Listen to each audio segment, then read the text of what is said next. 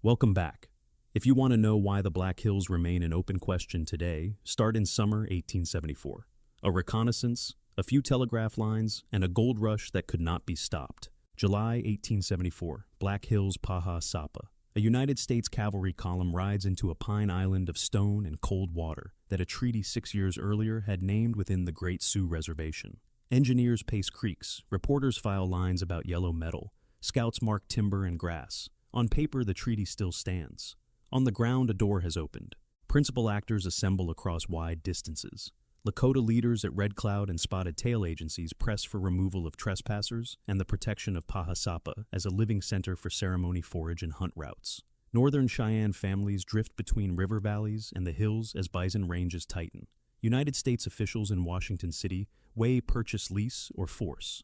Department commanders on the Yellowstone River and the Platte weigh patrols, posts, and schedules for hay and beef. Prospectors push trails from Missouri landings toward Deadwood Gulch. Each actor reads the same ridgeline and makes a different plan. The stakes are exact. Control of Paha Sapa means control of water, timber, and roots, and of who may enter. The treaty text requires the consent of 3/4 of adult male Sioux for any sale. The rush builds faster than any enforcement and pulls the Army into the role of escort and boundary maker. Winter orders and agency deadlines tighten the ring. Columns begin to move. Villages begin to mass, then scatter, then mass again. The guiding question is narrow and testable. What chain of dates, orders, and movements carried the Black Hills from treaty language to federal seizure between 1874 and 1807, and why did that chain decide the outcome?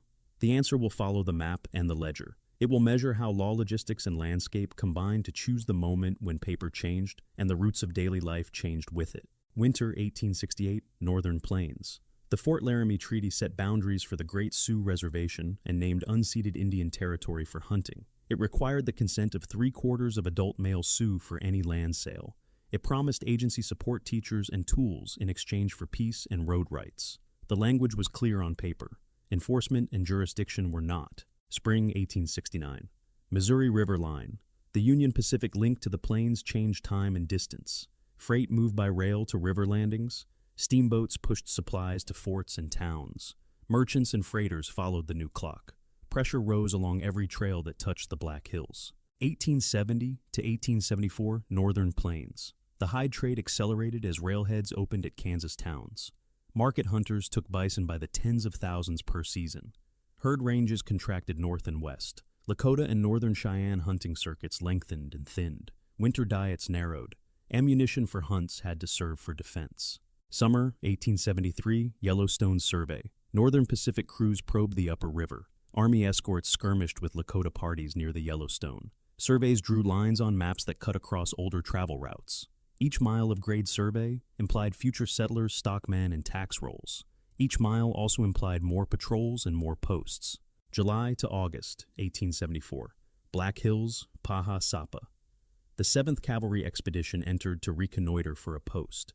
Engineers measured creeks and timber. Prospectors in the column panned in side streams. Reporters wired claims of gold. The 1868 treaty remained the law. The expedition was a breach. The breach created a rush that territorial officers could not contain. Autumn 1874. Red Cloud Agency and Spotted Tail Agency. Lakota leaders demanded the removal of trespassers. Agency agents forwarded the demands. Army officers explained that civil warrants and marshals did not reach far into the hills. Small detachments escorted surveyors and sometimes pushed back small camps. Large camps returned as soon as the detachments left. Each removal effort taught miners to move in larger numbers. September to November 1875, Washington City. A commission invited Lakota leaders to negotiate cession or lease. Some traveled, others refused. United States officials sought a fixed price and a permanent title.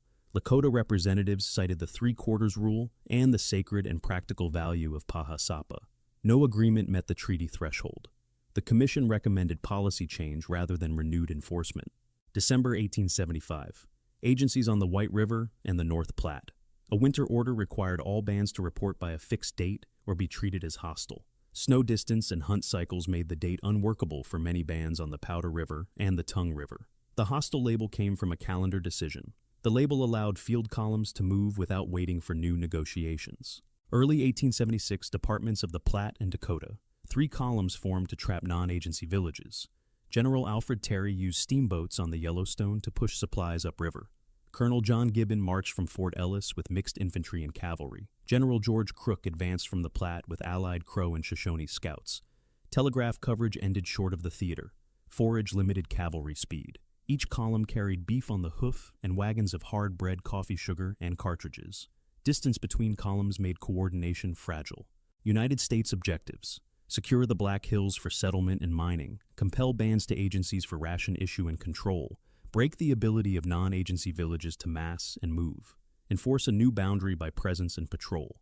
Constraints were real. Winter forage for horses was scarce away from depots. Ammunition and food had to move by wagon and steamboat. Columns could not stay long in one place without hay and beef. Civil authority in the hills was thin. Jurisdiction between War Department and Interior Department created seams at agencies and in the field. Lakota and Northern Cheyenne objectives: defend access to Paha Sapa as a spiritual and subsistence center. Keep families mobile and safe. Maintain freedom of movement between the Powder River, the Tongue River, and the Yellowstone. Preserve horse herds and ammunition for both hunting and defense. Constraints tightened each season. Bison decline forced longer hunts and more risk. Powder and lead were finite. Winter cold punished camps forced to move often. Agency ration leverage increased as game retreated and horse feed failed. Policy instruments shifted in these years. Authority over education and agency rules sat with the Interior Department. The Army enforced movement orders and escorted surveys and supply. School regimes began to expand in agency plans with pressure to keep children near fixed sites. The practical effect was to draw families toward agencies even as some leaders refused cession. Ration issue schedules became bargaining tools. Arrests for individual incidents occurred at agencies, but large-scale disarmament was rare and risky. Disarmament attempts near the agencies could spark flight. Flight then justified new columns. Immediate triggers accumulated. Reports of gold pulled thousands to Deadwood by 1876. Robberies and killings on the trails created demands for more troops and more law. The winter deadline order converted delayed returns to agencies into lists of hostiles. Ration cuts punished refusal to sign cession papers. Each step narrowed options without meeting the treaty rule. By spring 1876, the buildup was complete. Miners and freighters had reliable trails into the hills. United States columns had a time window set by grass and river stages. Lakota and Northern Cheyenne villages had mass and speed, but carried families and herds. The causes were a chain: a treaty with a consent rule, a breach with publicity, resource pressure from gold and dwindling bison, policy shifts that used deadlines and rations, field plans that relied on rivers rail and forage. The crisis moved forward because each link reinforced the next. Summer 1875, Deadwood Gulch. The hills run with thawed water. Pines hold heat at midday and drop it fast after sunset. The first continuous freight strings from Missouri landings reach the gulch. Territorial officers attempt evictions with small details out of Fort Laramie and Fort Randall. Telegraph reports lag a day behind wagon movement. Prospectors use the delay to shift camps upside draws. An interpreter at Red Cloud Agency explains that trespassers must leave per the 1868 treaty. Miners point to newspaper lines that say gold is lawful to take where found. Agency families begin to move farther from main trails to avoid theft of horses and meat. Local skirmishes occur at creek crossings when escorts demand proof of claim. The Army seizes a few kegs of powder and tools and posts notices at fords. Once patrols return to their posts, replacement camps appear by nightfall, with more men and deeper trenches in the banks. The immediate effect is reinforcement of the illegal routes. The power of the telegraph favors the side with more operators and more towns. The agency side relies on couriers who ride at night and arrive to find new camps already dug in. September to November 1875. Washington City and the agencies. The commission meets Lakota leaders. Weather turns early on the Platte. Some headmen travel. Others refuse to leave families as the first snows fall. Messages pass through interpreters who hold more than one employer. The official minutes record no agreement that meets the 3/4 rule. Commissioners telegraph a summary to Interior and War. Newspapers print that the talks failed and that purchase remains the preferred path. On the ground, that headline reads like an opening bid rather than a denial. At Spotted Tail Agency beef issue day arrives late. A clerk notes that contracts are slow. Rations thin as more relatives arrive to avoid the growing rush trails. One arrest for a trail robbery near the White River is used in territorial papers to call for stronger posts near the hills. The commission's return trip passes freighters who carry new drills and rockers. Each wagon line makes the agencies more dependent on ration schedules set in places far to the east. December 1875 to February 1876 agencies and winter camps. The winter order sets a deadline for all bands to report to the agencies. Snow comes deep along the Tongue River and Powder River. A family that has cut late meat cannot move fast. Pony feed under crust ice fails by the second hard week. Messengers carry the deadline north, but ride slower than the weather. When bands arrive after the date, agency ledgers mark them as hostiles. That mark shifts them from the interior side to the war side. It also shifts the tone of every telegraph sent from a post to a department office. The Army prepares columns with hard bread, coffee, sugar, ammunition, and hay where available. At Red Cloud Agency, the agent reads a circular in the issue house that repeats the order. He asks for disarmament of visitors who do not plan to remain. Headmen reply that rifles are for hunting and defense on the trail, and that families will starve if forced to wait until spring. In January, a small party is disarmed after a dispute near the warehouse. Word spreads. More families choose to camp away from agencies and nearer to the Powder River breaks. The immediate effect is to create a field of motion where couriers matter more than interpreters and where weather dictates who is labeled compliant. March to June 1876. Department of the Platte and Department of Dakota. 3 columns form. General Alfred Terry's force loads steamboats along the Yellowstone as ice breaks. Colonel John Gibbon moves east from Fort Ellis after the first graze shows in low bottoms. General George Crook moves north out of the Platte line with Allied Crow and Shoshone scouts. Dates stack on a narrow calendar of grass and forage. Telegraph ends far short of the operating area. Runners carry messages between columns along river trails. Each day of delay widens the gaps between planned convergences. June 17, 1876, Rosebud Creek. Crook's column meets a large Lakota and Northern Cheyenne force along a ridge and on a long draw. Morning wind rises with dust. Scouts signal movement by mirror flash and by waving blankets. Companies push and recoil by bugle and voice. The fight runs for hours. Ammunition mules labor in and out of the swales. By afternoon, Crook holds the field, but his horses are blown and his rations low. He withdraws to refit at Goose Creek. The delay is not a line on a staff map. It is the subtraction of one arm of the intended trap at the exact week when the other arms advance upstream. George Crook Field Report Camp on Goose Creek, June 18, 1876. We encountered a force of great numbers and spirit. My command fought well, but requires rest and supply. I shall not advance until the condition of the animals and ammunition admits of a renewed effort. Communication with the other columns is uncertain and must be regained by courier. Neutral narration resumes with the knock-on effects. Couriers ride from Goose Creek toward Terry and Gibbon. They are slowed by river bends and by the need to avoid large village trails. On the Yellowstone, Terry receives only fragments. He infers Crook's pause, but does not know the extent. He orders reconnaissance down the Little Bighorn to locate the village. Gibbon's infantry cannot match cavalry speed and lags on the march by the nature of foot pace and wagon pull on soft ground. The result is a net of movements whose meshes no longer meet at the corners. June 21st to June 24th, 1876. Little Bighorn approaches. Lakota and Northern Cheyenne families mass along the river bends where there is grass and water. The weather is fair and hot. Pony herds graze on inner flats where children can watch. Traders and hunters who drifted in over spring carry cartridges and information. Runners report that soldiers are upriver and downriver, but that the camp remains unbroken.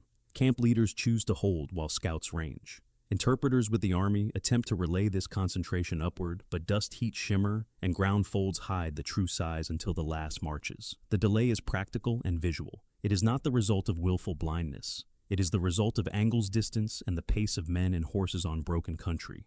Immediate effects register at the agencies. Issue days become crowded as relatives arrive with news of fighting and of columns on the move. Agents record more names seeking beef and flour.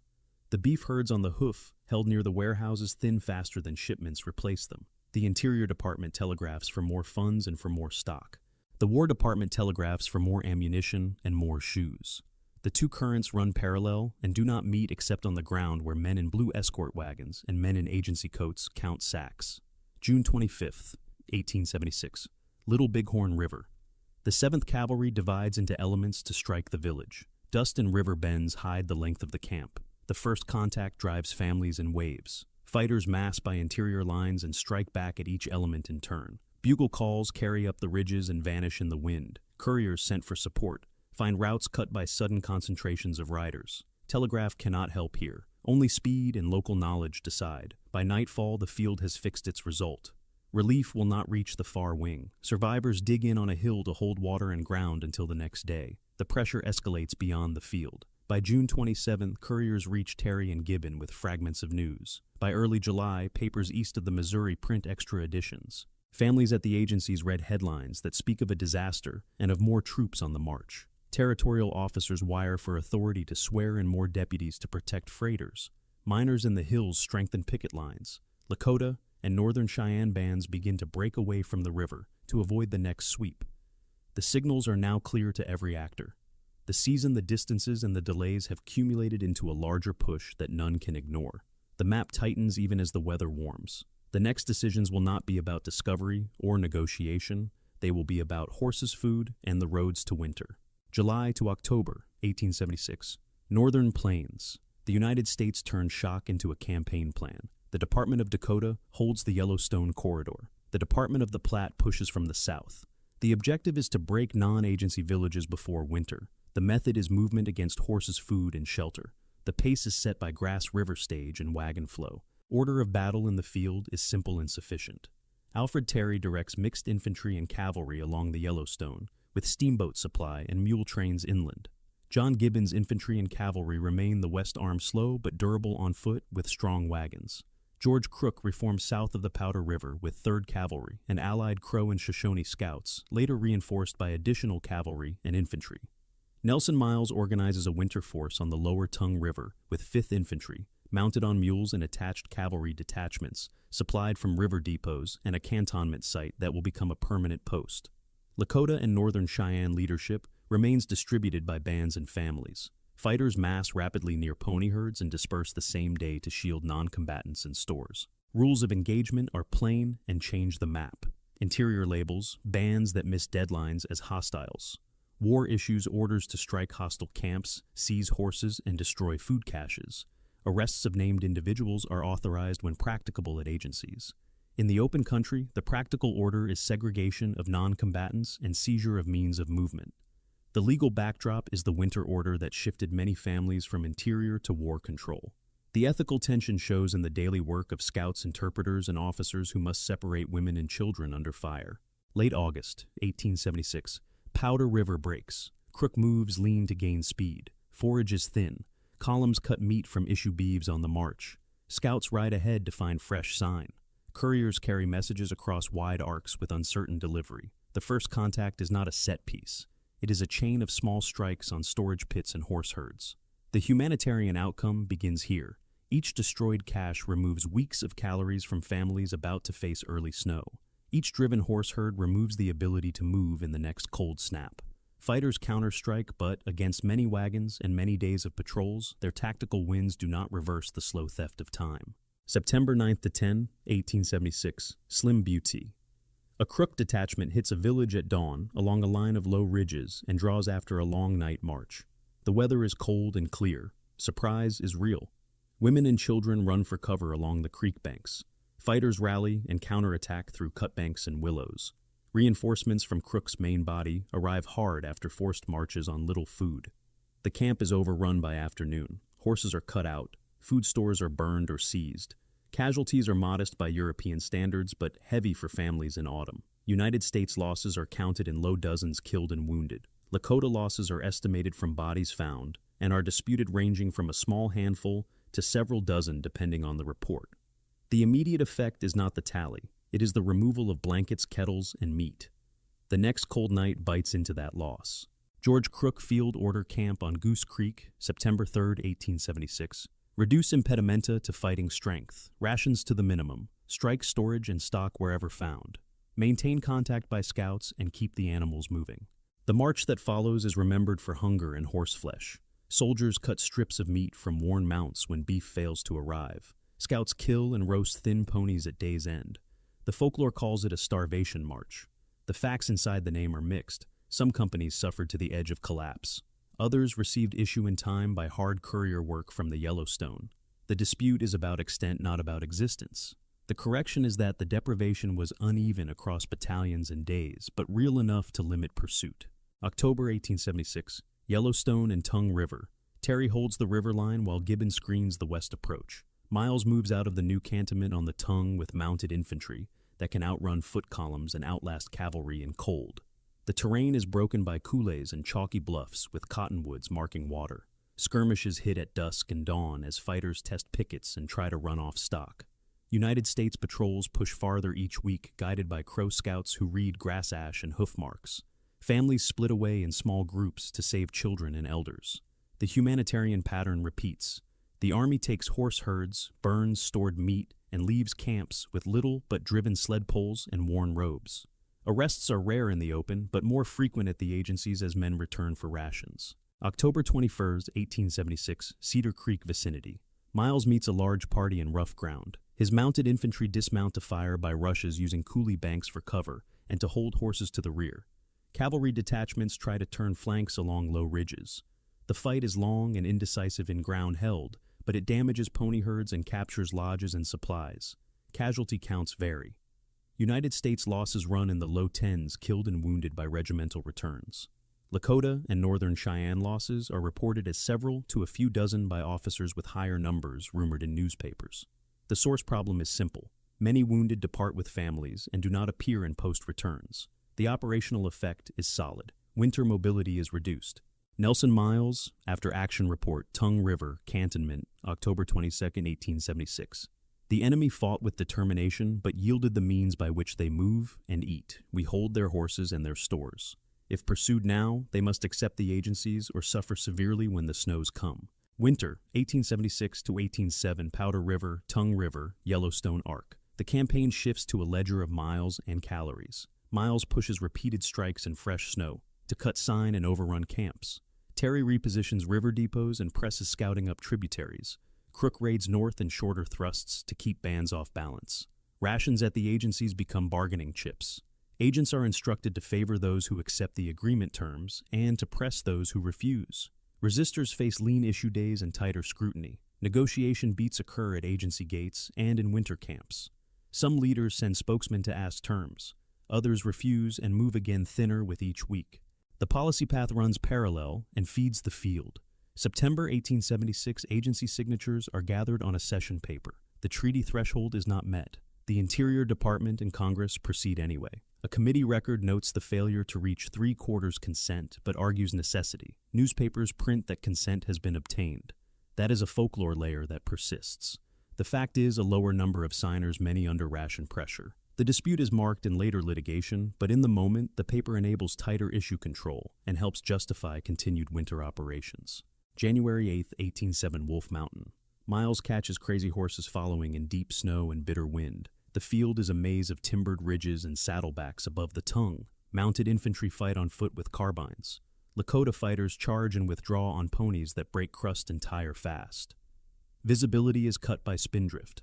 The action ends with Crazy Horse breaking contact to protect families and save horses. Casualty estimates are modest in totals, but heavy in effect, because each loss of a strong man or a good horse cannot be replaced until spring.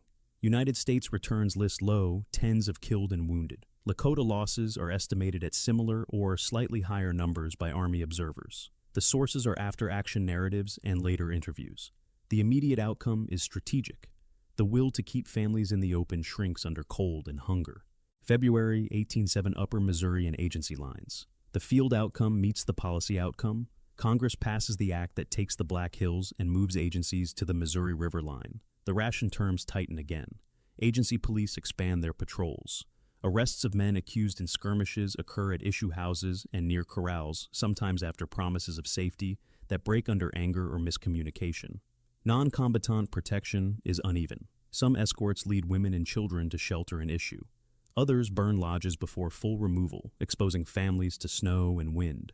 Officers record efforts to separate non-combatants. Families remember burned clothing and lost kettles. Both truths stand on different pages of the same winter. Spring 1807, Powder River to Red Cloud Agency. Surrenders rise.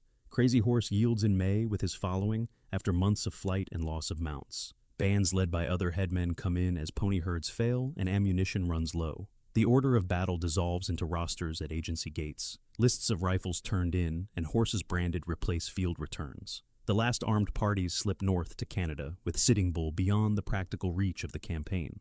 The confrontation phase ends not with a single battle, but with a contracted map and a statute already on the books. 2 short corrections close the account. The claim that a single defeat forced a unified national resolve is folklore. The record shows a planned logistics campaign accelerated by a tactical shock and executed by many regiments across 2 departments.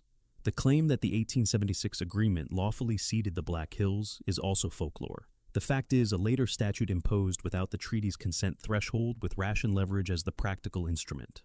The confrontation thus has 2 paths. On one, men fight over ridges and river bends in wind and heat for horses and food. On the other, men sign papers in warm rooms that decide where rations will flow and where the boundary will stand. Both paths meet in the winter of 1876 to 1807. Late September 1876. Red Cloud Agency. The cottonwoods along the White River yellow and drop.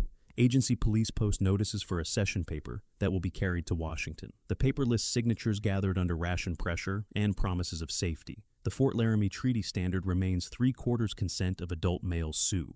The agencies do not meet it. Yet, beef and flour are now tools as much as rations. The immediate objective on the United States side is to convert a winter logistics advantage into a legal instrument. The objective on the Lakota side is to keep families alive and mobile while refusing to surrender Paha Sapa. Constraints frame both aims. Ammunition is finite, horses are thinner with each week. Orders from Washington City arrive by telegraph that outruns any courier. Snow threatens within days, not months. October 1876 to January 7, Tongue River to Little Missouri. Nelson Miles moves on mounted infantry that can travel far on little grass. Scouts find camps by smokestains and ash pits in sage. His objective is to break winter mobility by taking ponies and stores. His constraint is also winter. Cartridges must be hauled by sled. Men and mules exhaust against drifts. Lakota and Northern Cheyenne fighters seek to hold off Miles, while women and children move sled poles and elders through thigh-deep crust. The effect registers in hours, not weeks. A single herd capture means no breakout when the temperature plunges. A single cache burned means boiled soup thins to nothing 2 nights later. The initiative shifts as each small tactical contact compounds into strategic immobility. January 8, 18 Ben Wolf Mountain, above the Tongue River. Storm wind tears snow from the ridges. Miles fights on foot with carbines holding horses behind banks, while squads rush and lie down to fire. Crazy Horse strikes and withdraws repeatedly to buy time for families across the saddles. Ammunition is precious for both sides. United States soldiers fire measured volleys. Lakota fighters count rounds in their belts. Rations on both sides are poor. Soldiers cut thin steaks from worn mounts. Families boil old hides. Orders are clear and short. Miles is to keep contact through the winter and accept surrender when offered. Crazy Horse is to keep families moving and refuse cession. The day ends with Crazy Horse breaking contact to save children and ponies. The numbers are small on paper. A few dozen killed and wounded in total across the field by contemporary returns and later interviews. The human cost is large when mapped to the winter line. Each killed pony equals a lost day of safe movement. Each man down in his prime is a hunter and a night guard gone from the lodge. Admission against interest appears in a Washington record as the legal path catches up to the field. Committee on Indian Affairs Report Extract. Washington City, September 1876. The number of signatures obtained falls short of the 3/4 stipulated by the Treaty of 1868. Nevertheless, in view of the present necessities, we recommend that the agreement be accepted and provision made accordingly. The sentence is short and decisive. It concedes the treaty threshold is not met. It recommends proceeding anyway. That line paired with winter issue leverage on the ground marks the turning point more clearly than any ridge fight. Congress will act in February. Families will come in through March and May. The statutes and the sled tracks run together. Evidence-based counterfactuals test the hinge. If Crook had not been halted at the Rosebud on June 17, 1876, and if telegraph coverage had extended into the theater, the 3 columns might have converged on the greasy grass by late June. The likely result is a larger fight, but the forage and ammunition constraints suggest no single encirclement would have held for long without fresh hay and food. The river and grass clocks would still rule. If the Army had been ordered in late 1874 to remove miners at scale, and if territorial courts had enforced a complete exclusion, the rush would have slowed, and negotiations might have remained within the 1868 consent rule. The political economy of deadwood routes and Missouri steamboats makes that outcome unlikely past the first season. The human cost is counted lodge by lodge. Winter counts from Lakota historians later mark the winter when many horses were taken in the Winter of Thin Soup. A displacement path can be drawn in plain names. Powder River to Tongue River to the Yellowstone, Wolf Mountain to the Missouri line, Red Cloud Agency to the new Missouri agencies after the statute of February 28, 1877. Along that path, women carry children under robes made thin by smoke and wear. Elders ride sleds pulled by the last strong ponies. Young men who once guarded bison hunts run beside those sleds to keep feet warm in motion. Specific names appear in ledgers and letters. Crazy Horse surrenders in May 1807 and dies at Camp Robinson in September after an arrest struggle. Families of Hunkpapa, Oglala, Minneconjou, and Northern Cheyenne appear on issue lists with numbers of rifles turned in and allotted beef. United States troopers who marched on little food are recorded in hospital returns for frostbite and exposure. Agency clerks note that blankets ran short before the next steamer came up. By the time Congress votes, the decisive elements are already in place. The treaty consent standard has been bypassed by a paper styled an agreement. The gold rush has solidified into supply chains from Missouri landings to Deadwood. The bison decline has lengthened hunts and raised risk for families away from agencies. The War Department has enforced Interior's winter deadlines by movement against horses and food. Ration schedules have become bargaining instruments in a theater where cartridges and calories share the same ledger. The turning point is therefore not a single sunrise. It is a fused moment in late winter when legal authority and logistical dominance align. The initiative moves firmly to the United States when Miles holds contact through storms and when agency issue houses can promise meat and blankets for those who sign. It moves away from Lakota and Northern Cheyenne leadership when pony herds cannot be rebuilt before spring and when ammunition must be saved for a last stand that would only cost more horses and men. The result is not a battlefield surrender with stacked rifles at a set hour. It is a series of arrivals at agency gates. It is a line of names in ledgers. It is a law in a bound volume. The final synthesis returns to the causes set in motion before a single shot in the hills. A consent clause in 1868 fixed a high bar for any cession. A publicized breach in 1874 opened a flood of miners that territorial officers could not remove. Rail and steamboat networks gave the rush a backbone. Buffalo decline tightened the circle on winter camps. Policy shifted from negotiation to deadlines and hostile labels. The field plan relied on Rivers forage and scouts. Winter 1876 to 1807 joined those strands. The decisive mechanism was simple and repeatable. Deny movement, deny food, offer rations for signatures, pass a statute. The hills did not change elevation or water flow. The map lines did. The turning point is the moment when those lines moved from treaty to statute, while families moved from ridge lines to issue houses under a sky that never softened its wind. Spring 1807 Missouri River Line. The legal and administrative shape of life changes faster than the weather. Arrest lists lengthen at issue houses. Some men wanted for trail killings are seized by agency police under War Department escort. Transfers consolidate people at new Missouri River agencies named for the nearest post or landing. Reservation boundaries harden. The Act of February 28, 1877, in the statutes at large, draws a new edge around the Great Sioux Reservation and removes Paha Sapa from that map. Annuities and rations become the daily clock. Beef on the hoof is tallied against ledger rolls. Flour, coffee, and sugar arrive by steamer and are issued by household number. School placements begin to pull children out of lodges and into agency classrooms, then into distant boarding schools as policy expands. By 1879, selected boys and girls are placed at the new off-reservation industrial school in Pennsylvania. The travel papers and agency letters for those placements are kept in the Commissioner of Indian Affairs files. Land and resource use in the Black Hills flips from contested patrol zones to regularized leases and claims. Mining districts file rules with territorial courts. Grazing leases spread along foothill parks as cattle companies follow grass into the high country. Rail spurs reach the edge of the hills by the late 1880s, moving ore timber cattle and mail on fixed schedules that do not consult the broken treaty line. Access rights narrow for Lakota and Northern Cheyenne families. Permits and passes replace customary movement to plant and prayer sites.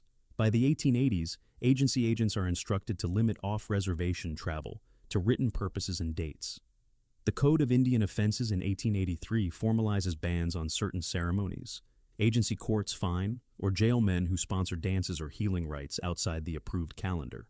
Demography and health on the Missouri line show the cost of the turn. Reservation censuses compiled for the annual reports of the Commissioner of Indian Affairs list population declines in the late 1870s and early 1880s from exposure hunger and epidemics. Measles, whooping cough, and smallpox run through crowded log houses and canvass attacking children first and elders next. Births recover unevenly as vaccination and food supply stabilize. Mortality hits hunters and young women hardest when ration issues fail or freight is delayed by ice. Doctors on the agency payroll report scurvy in winters when fresh meat is scarce, and eye disease in dust seasons when houses are tight and smoky. The names become numbers in columns: Oglala, Hunk Papa, Miniconjo, Sans Arc 2, Kettle Brule, and Northern Cheyenne, each with subcounts by camp and by school enrollment. Cultural continuance does not stop. It adapts under pressure. Sundance sites shift to quiet draws far from agency eyes, then pause when arrests follow the 1883 code. Language remains the first medium in lodge and camp. Interpreters expand their power between families and the issue window, but grandmothers retain instruction and story in Lakota and Cheyenne. Winter counts continue on muslin and paper, recording the winter, when the horses were taken, and the winter of thin soup. Ledger art flourishes as men with fast lines draw battles, hunts, and trains. Gift exchanges send those ledgers east, even as copies remain at agencies. Seasonal movements compress, but do not end berry and root. Gathering plant medicine trips and memorial rides continue on reduced circuits, sometimes under permits, sometimes on knowledge kept within families. Memory anchors remain specific. A winter count by Baptiste Good notes the winter of 1876 to 1877 for loss of the horses and lean rations. Another kept by American Horse marks agency killings and arrests. An officer's diary at Tongue River Cantonment records deep snow patrols and seized herds in January 1807. A missionary letter from the Missouri line in March 1807 recounts short issues and the new school intake. A congressional committee report filed in September 1876 admits the signature count fell short of the 3/4 rule. And the bound volume of the 19 statutes at large opens to the February 28, 1877 act that removed the Black Hills from the reservation map. In later decades, litigation records assemble these pieces again. The Indian Claims Commission dockets in the late 1940s and the Supreme Court's 1980 opinion in United States v.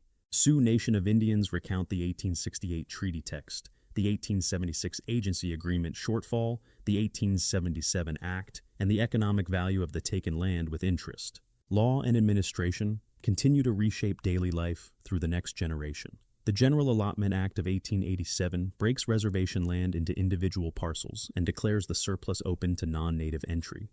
Agency agents supervise allotment rolls, assign parcels, and record trust periods. Some families farm under the new rules, others lease their parcels to ranchers. Boundary lines cross older camp circles. School regimes deepen. Boys learn carpentry, and blacksmithing girls, domestic labor, all under English-only rules. Runaways are caught by agency police. Punishments include short jail terms or ration cuts. Mission schools add another layer with hymnals and primers alongside word lists that reduce but cannot erase the first languages. By the 1890s, the census columns stabilize and then grow slowly as births outpace deaths in some bands. New epidemics still cut through, but vaccination reduces smallpox mortality. Malnutrition remains seasonal when freight fails or drought reduces issue cattle. The agency doctor's reports shift from emergency notes to chronic complaints, tuberculosis, trachoma, and anemia. Families adapt to the ration calendar, timing hunts, and small gardens to fill gaps. Wage labor in railroad camps, timber crews, and ranches supplements annuities. Women sew for cash, men cut ties and fence lines. Ceremonies recalibrate to smaller circles and private yards when public gatherings face fines. The story's continuance into the present is geographic and political. Oglala, Lakota This Nation on Pine Ridge Reservation, Sikongu, Lakota Nation on Rosebud Reservation, Cheyenne River Sioux, Tribe on Cheyenne River Reservation, and Standing Rock Sioux Tribe on Standing Rock Reservation maintain government, schools, and cultural programs in South Dakota and North Dakota. The Northern Cheyenne Tribe maintains its homeland in Montana. Sacred places in the Black Hills remain active in use and claim Bear Lodge, known widely as Devil's Tower, Pisla grassland on the High Ridge, and Inyan Kara and other peaks in the spine of Paha Sapa host prayer naming and seasonal offerings. The Pisla, purchased by a consortium of Lakota tribes in the 21st century, restores control over a core ceremony site. Tribal historic preservation offices run site monitoring and repatriation work. Language revival programs run immersion classrooms and adult night classes. Dictionaries and recordings circulate via tribal colleges. Annual powwows and memorial rides reinforce kin networks across reservations and state lines. Legal programs continue to refuse the monetary award for the Black Hills, insisting that the land, not the money, is the measure of justice. 5 records fix the frame in the words of their time. The Treaty of Fort Laramie, 1868, sets the 3/4 consent rule for any land cession. The annual report of the Commissioner of Indian Affairs, 18 lists new agency locations, ration schedules, and school placements after the winter campaign. The Code of Indian Offenses, 1883, declares certain ceremonies illegal in agency courts and records fines and jail terms. The General Allotment Act, 1887, directs allotment across the Great Sioux Reservation and appears again in agency parcel maps and lease registers in the 1890s. United States v. Sioux Nation of Indians, 1980, states that the Black Hills were taken without just compensation and sets a monetary judgment that remains unaccepted. 3 more round out the evidence plane. The agreement with the Sioux, 1889, breaks the Great Sioux Reservation into smaller reservations and appears in the statutes at large with survey plats. The Indian Claims Commission's final reports in the late 1970s assemble historical and economic valuations of the Black Hills taking, and collected Lakota winter counts preserved in museum archives record year by year the winters of captured horses' thin rations and the endurance of ceremony. The aftermath brings the structural causes from the earlier years to their endpoint in policy. Rail and steamboat networks that carried miners now carry ore and timber under federal title. Bison decline that had lengthened Hunt's forces, dependence on agency beef and flour. The breach of 1874 becomes the boundary of 1807, drawn by statute rather than consent. Deadlines and ration leverage move from campaign tools to administrative norms. Yet, continuance holds in the same tense space. Families keep language carry winter counts forward, reconstitute ceremonies within or beyond agency rules, and return to sacred places when law allows or when quiet paths make it possible. The Black Hills crisis closes as a 19th century campaign, and it continues as a living question managed in schools, courts, councils, and circles today. Scholarly consensus fixes 3 points. First, the Black Hills crisis turned on a legal hinge set in 1868 and bypassed in 1877. The treaty required consent by 3/4 of adult male Sioux. The statute of February 28, 1807 replaced that standard with congressional fiat supported by ration leverage. Second military operations in 1876 and 7 were logistics campaigns more than set-piece battles. Mounted infantry river depots and winter patrols targeted horses and food rather than forts. Third, the decisive pressure came from intersecting infrastructures. Missouri steamboats, railheads to the plains, and a private mining economy created a flow that territorial law could not reverse. Once the 1874 expedition publicized gold in Paha Sapa. Contested points remain and are worth stating plainly. Estimates for Lakota and Northern Cheyenne strength at Little Bighorn vary by hundreds, and casualty ranges on both sides remain debated because many wounded left no post-returns. The extent of deprivation in Crook's late 1876 marches is disputed. Some diaries describe near starvation for whole commands, while other returns show timely resupply for adjacent battalions. The legal meaning of the 1876 agency agreement is also contested in public memory. Advocates for the statute era claim a form of pragmatic consent under duress.